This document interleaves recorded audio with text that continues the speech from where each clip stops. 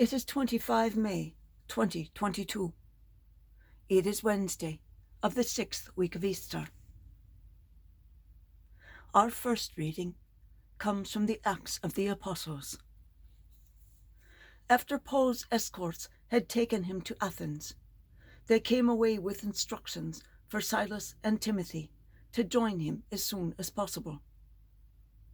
Then Paul stood up at the Areopagus and said, "You Athenians, I see that in every respect you are very religious.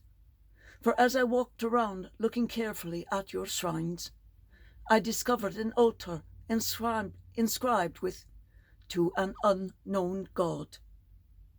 What therefore you unknowingly worship, I proclaim to you. The God who made the world and all that is in it, the Lord of heaven and earth, does not dwell in sanctuaries made by human hands, nor is he served by human hands, because he needs anything. Rather, it is he who gives to everyone life and breath and everything. He made from one the whole human race to dwell on the entire surface of the earth, and he fixed the ordered seasons and the boundaries of their regions, so that people might seek God, even perhaps grope for him and find him, though indeed he is not far from any one of us. For in him we live and move and have our being, as even some of your poets have said. For we too are his offspring. Since therefore we are the offspring of God, we ought not to think that the divinity is like an image fashioned from gold, silver, or stone by human art and imagination.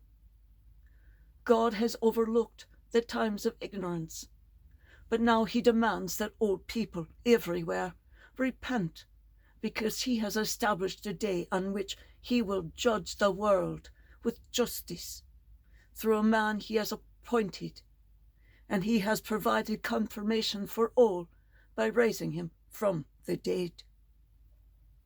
When the Athenians heard about the resurrection of the dead, some began to scoff, but others said, "We should like to hear you on this some other time."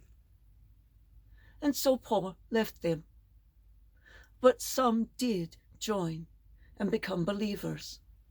Among them were Dionysius, a member of the court of the Areopagus, a woman named Damaris, and others with them.